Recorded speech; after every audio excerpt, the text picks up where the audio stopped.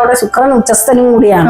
അപ്പൊ എന്താ പറയണ, ചിലപ്പോ വേണമെങ്കിൽ നമുക്ക് ഈ ശുക്രൻ ഉച്ചസ്ഥനായിട്ട് നിൽക്കുമ്പോൾ ശുക്രൻ ഒരു പരിപാടി ചെയ്യും. അപ്പൊ അവർക്ക് എന്താണ്, കുറച്ചും കൂടി റിലാക്സ് ആവും.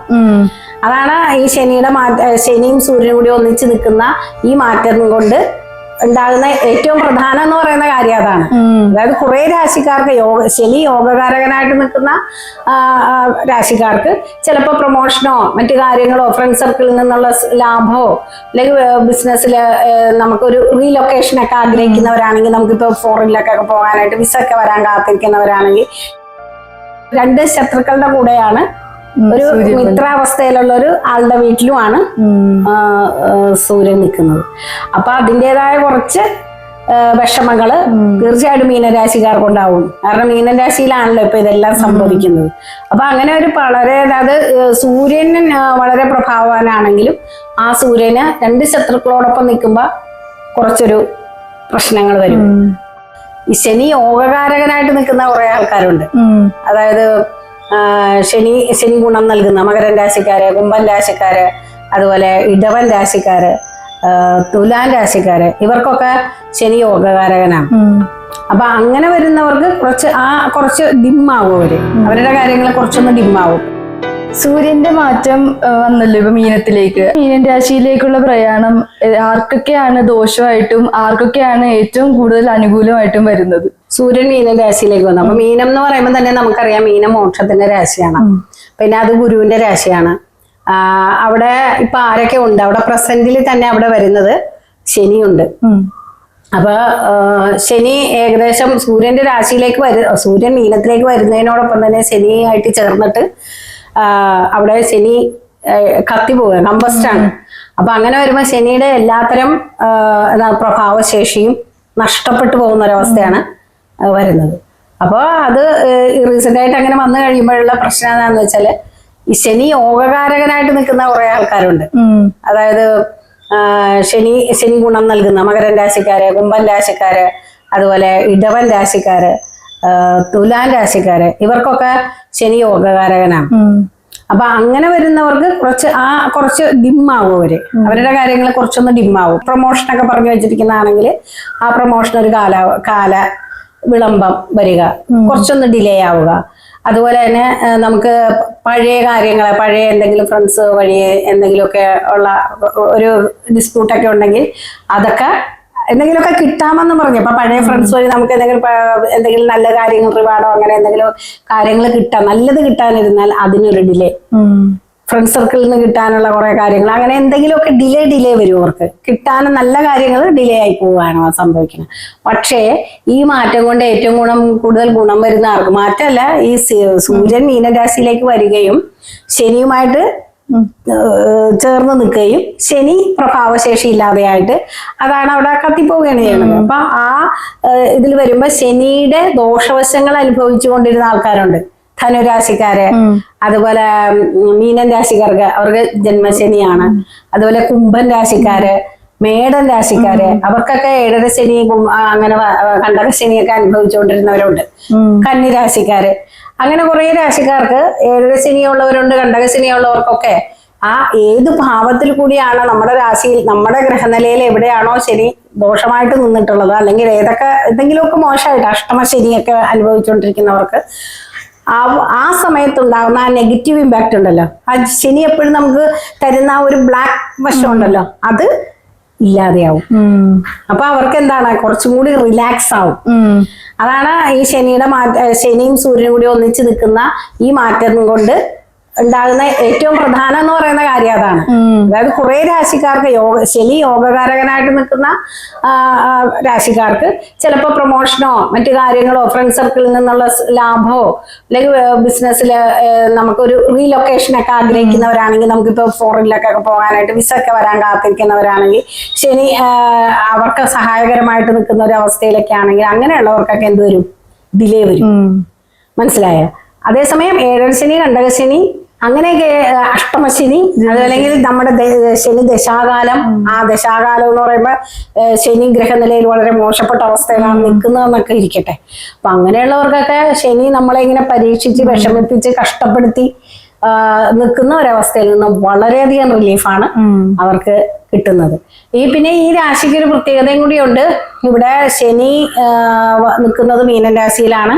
ആ നിൽക്കുന്ന രാശി ആരാണ്? ഗുരുവിന്റെ രാശിയാണ്, മോക്ഷത്തിന്റെ രാശിയാണ്. പിന്നെ അവിടെ വന്ന് കയറിയിരിക്കുന്ന ആള് സൂര്യനാണ്. അപ്പൊ സൂര്യൻ എന്ന് പറഞ്ഞാൽ ഈഗോയുള്ള ഒരാളാണ്. ആ സൂര്യനെ ഒട്ടും ഇഷ്ടമില്ലാത്ത രണ്ടാൾക്കാരുടെ കൂടെയാണ്. അവിടെ ആരുണ്ട്? ശുക്രനും കൂടിയുണ്ട്. അപ്പൊ അങ്ങനെയൊക്കെ ഉള്ള ഒരു രണ്ട് ശത്രുക്കളുടെ കൂടെയാണ്, ഒരു മിത്രാവസ്ഥയിലുള്ള ഒരു ആളുടെ വീട്ടിലുമാണ് സൂര്യൻ നിൽക്കുന്നത്. അപ്പൊ അതിൻ്റെതായ കുറച്ച് വിഷമങ്ങള് തീർച്ചയായിട്ടും മീനരാശിക്കാർക്ക് ഉണ്ടാവും. കാരണം മീനൻ രാശിയിലാണല്ലോ ഇപ്പൊ ഇതെല്ലാം സംഭവിക്കുന്നത്. അപ്പൊ അങ്ങനെ ഒരു വളരെ, അതായത് സൂര്യൻ വളരെ പ്രഭാവവാനാണെങ്കിലും ആ സൂര്യന് രണ്ട് ശത്രുക്കളോടൊപ്പം നിൽക്കുമ്പോ കുറച്ചൊരു പ്രശ്നങ്ങൾ വരും. അതാണ് സൂര്യന്റെ ശരിക്കുള്ള ശത്രുവാണ് ആര്? ശനി. അതുപോലെ തന്നെ ശുക്രനും ഇഷ്ടമല്ല. അപ്പൊ പിന്നെ വരുന്ന നിൽക്കുന്ന രാശി സേഫാണ്. അപ്പൊ അങ്ങനെയൊക്കെ വരുമ്പോഴത്തേക്ക് സത്യം പറഞ്ഞാൽ നമ്മളൊന്ന് മീനൻ രാശിക്കാരൊക്കെ ആണെങ്കിൽ, പൊതുവെ മീനൻ രാശിക്കാരൊക്കെ ആണെങ്കിൽ ഒരു റിജുവിനേഷൻ, നമ്മൾ ആരാണ്, നമ്മൾ ഇത്രയും നാൾ ചെയ്തത് എന്താണ് എന്നൊക്കെ പറഞ്ഞ ഒരു റീകൺസ്ട്രക്ഷനിലേക്ക് നമ്മുടെ തോട്ടും നമ്മുടെ പ്രവൃത്തികളും മാറുന്നൊരു സമയം കൂടിയാണ്. വളരെ പ്രാധാന്യമുണ്ട് ഇതിന്. അതാണ് ഇവിടെ പറയാനുള്ളത്. സൂര്യൻ മീനരാശിയിലേക്ക് വന്നപ്പോ അവിടെ ശുക്രനും ശനിയും കൂടി നിൽക്കുമ്പോൾ മീനൻ ലഗ്നക്കാർക്ക് അതെങ്ങനെയാണ് ബാധിക്കുന്നത്? മീനൻ ലഗ്നമായിട്ട് വരുന്നവർക്കും അതുപോലെ തന്നെയാണ്. മീനം പറയുന്നത് അവരുടെ ലഗ്നാധിപനായിട്ടുള്ള വ്യാഴാണ്. അപ്പൊ ആ വ്യാഴത്തിന്റെ കൂടെ, വ്യാഴമായിട്ട് പ്രശ്നമൊന്നുമില്ല ആർക്ക്, സൂര്യന് പ്രശ്നമൊന്നുമില്ല.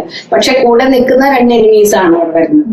അപ്പൊ ആ ഒരു സ്ട്രഗിൾ ഉണ്ടാവും അവർക്ക് എന്തായാലും, തീർച്ചയായിട്ടും. കാരണം ഈഗോ ക്ലാഷസ് വരാനുള്ള സാധ്യതയുണ്ട്. അതോറിറ്റിയുമായിട്ട്, സൂര്യൻ എന്ന് പറയുമ്പോൾ അതോറിറ്റിയാണ്.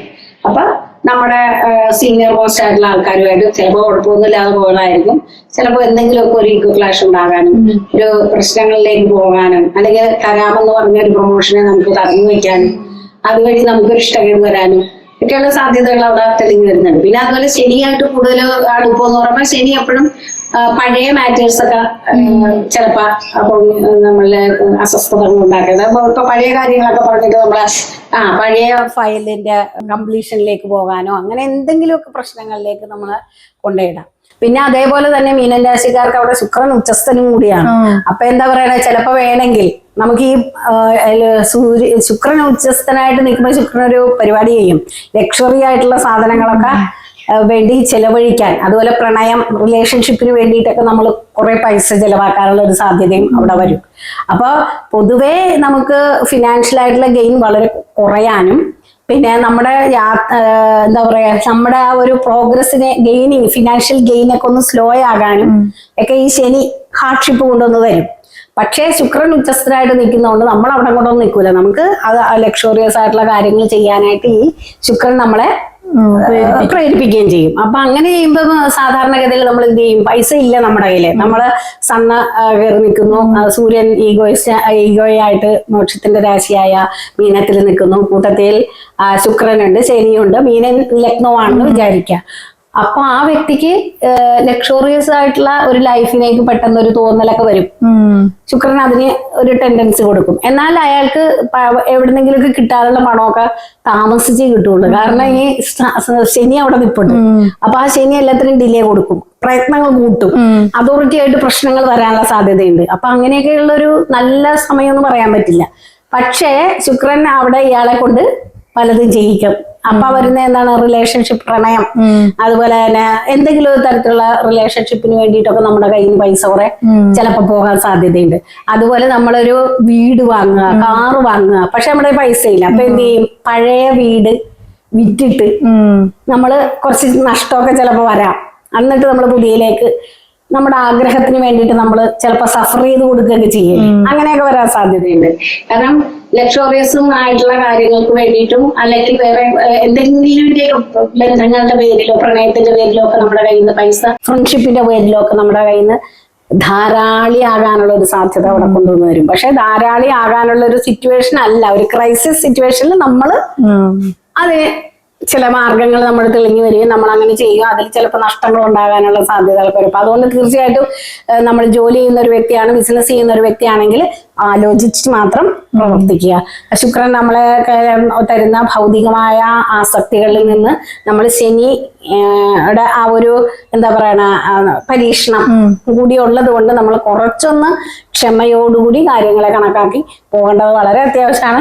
പ്രത്യേകിച്ച് മീനൻ ലഗ്നം, മീനൻ രാശിക്കാർക്ക് അവരുടെ രാശിയിലാണ് ഈ സംഭവങ്ങളെല്ലാം സംഭവിക്കുന്നത്. അപ്പൊ അവർക്കൊരു റീകൺസ്ട്രക്ഷൻ ആണ് തിങ്കിങ്. അവരെ തന്നെ ഉടച്ചു വാർക്കപ്പെട്ടിട്ട് മറ്റൊരാളായി മാറാനുള്ളൊരു ക്ഷമ, ഒരു റീതിങ്കിങ് ഒക്കെ വേണ്ട ഒരു ആവശ്യം, അതൊക്കെ വളരെ ആവശ്യമാണ്. അല്ലെങ്കിൽ കയ്യിൽ നിന്ന് ബന്ധങ്ങളുടെ പേരിലായാലും ആർഭാടത്തിന്റെ പേരിലായാലും ഒക്കെ പൈസ പോകാനും അതുപോലെ ഫിനാൻഷ്യൽ ഗെയിൻ അതോറിറ്റിയുമായിട്ട് ക്ലാഷ് ഉണ്ടാകാനും ഒക്കെ ഒരു സാധ്യത വരാം.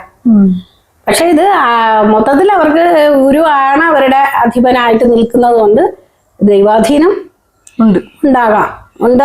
പരിപൂർണമായിട്ട് നമ്മളൊന്ന് ശ്രദ്ധിച്ചു പോയാൽ നമുക്ക് പിന്നീട് ഇത് മാറുമല്ലോ.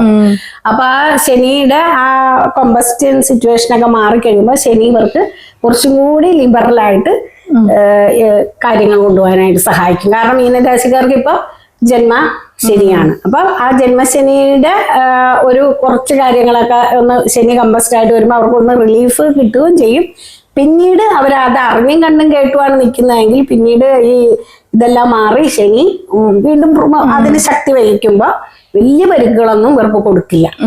അതേസമയം ഈ ശനി കമ്പസ്റ്റ് ആയിട്ട് നിൽക്കുന്നു, ശനി വീക്കാണ്, കുഴപ്പമൊന്നും ഇല്ലാന്ന് കരുതിയിട്ട് നമ്മൾ ശുക്രന്റെ പോലെ ആർഭാടത്തിലേക്കും കാര്യത്തിലേക്കുമാണ് പോകണമെന്നുണ്ടെങ്കിൽ ഈ കമ്പസ്റ്റൻ പീരീഡ് കഴിഞ്ഞിട്ട് ശനി ശക്തനായി വരുന്ന സമയത്ത് ചിലപ്പോൾ തിരിച്ചടികൾ നേരിടുന്നു. അപ്പൊ എന്തായാലും വളരെ ക്ഷമയോടെ മുന്നോട്ട് പോകേണ്ട ഒരു കാലം കൂടിയാണ് ഈ രാശിക്കാർ. ഇത് മീനൻ രത്ന ആയാലും മീനൻ രാശി ആയാലും ഇത്രയാണ് പറയാനുള്ളത്.